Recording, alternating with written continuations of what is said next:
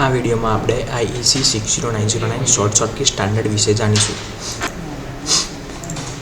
Initial symmetrical short circuit current.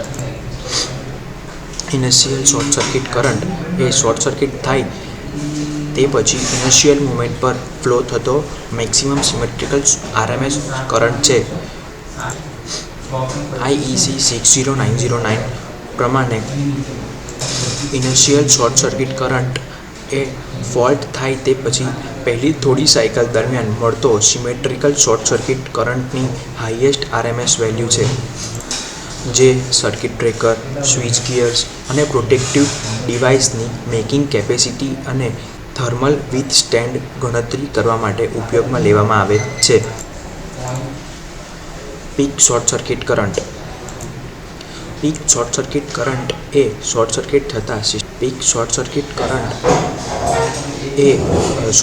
થતાં જ સિસ્ટમમાં ફ્લો થતો ઇન્સ્ટન્ટેનિયસ કરંટ છે, જેમાં ઇનિશિયલ સિમેટ્રિકલ કરંટ અને DC ઓફસેટનો સરવાળો છે. IEC 60909 મુજબ પીક શોર્ટ સર્કિટ કરંટ એ શોર્ટ સર્કિટ દરમિયાન ઇલેક્ટ્રિકલ ઇક્વિપમેન્ટ પર લાગતો હાઈએસ્ટ મિકેનિકલ સ્ટ્રેસ દર્શાવે છે. Breaking short circuit current. Breaking short circuit current એ શોર્ટ સર્કિટ કરંટના AC કમ્પોનન્ટનું RMS વેલ્યુ છે, જે ત્યારે લેવામાં આવે છે જ્યારે સર્કિટ બ્રેકર પોતાના કોન્ટેક્ટ ઓપન કરે છે અને ફોલ્ટ ઇન્ટરપ્ટ થાય છે. આ કરંટ એ દર્શાવે છે કે સર્કિટ બ્રેકરને કોઈપણ નુકસાન વિના સુરક્ષિત રીતે ઇન્ટરપ્ટ કરી શકાય એવો મેક્સિમમ કરંટ કેટલો હોવો જોઈએ. Steady state short circuit current. Steady state short circuit current એ સિમેટ્રિકલ AC કમ્પોનન્ટની RMS વેલ્યુ છે, જે ત્યારે માપવામાં આવે છે જ્યારે બધા ટ્રાન્ઝિયન્ટ ઇફેક્ટ સમાપ્ત થઈ જાય અને કરંટ એક કોન્સ્ટન્ટ વેલ્યુ સુધી પહોંચી જાય. Initial short circuit formula. Initial short circuit is equal to C × UN/√3 × ZK, જ્યાં C એ વોલ્ટેજ ફેક્ટર છે, UN એ સિસ્ટમના રેટેડ વોલ્ટેજ છે, ZK એ ઇક્વિપમેન્ટ ઇમ્પિડન્સ કરંટ છે. IEC 60909 સ્ટાન્ડર્ડ પ્રમાણે X/R રેશિયોની 3 મેથડ છે. Method A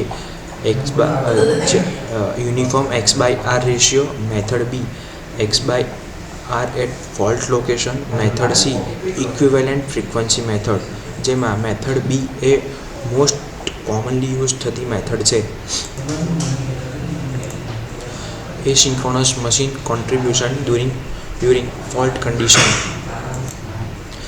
asynchronous machine short સર્કિટમાં ફક્ત થોડા સમય માટે એટલે કે ફોલ્ટ થતાની સાથે જ કોન્ટ્રીબ્યુશન આપે છે.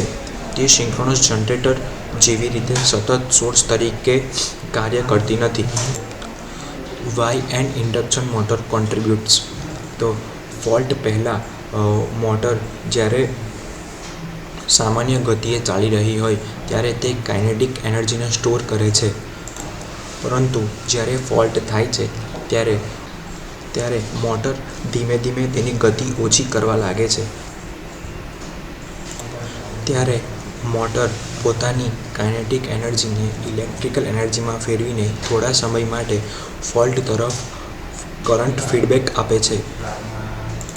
પરંતુ ઇન્ડક્શન મોટર પાસે ઇન્ડિપેન્ડન્ટ એક્સાઇટેશન ન હોવાથી કરંટ બહુ જલ્દી ઘટી જાય છે અને થોડી સાયકલ પછી 0 થઈ જાય છે.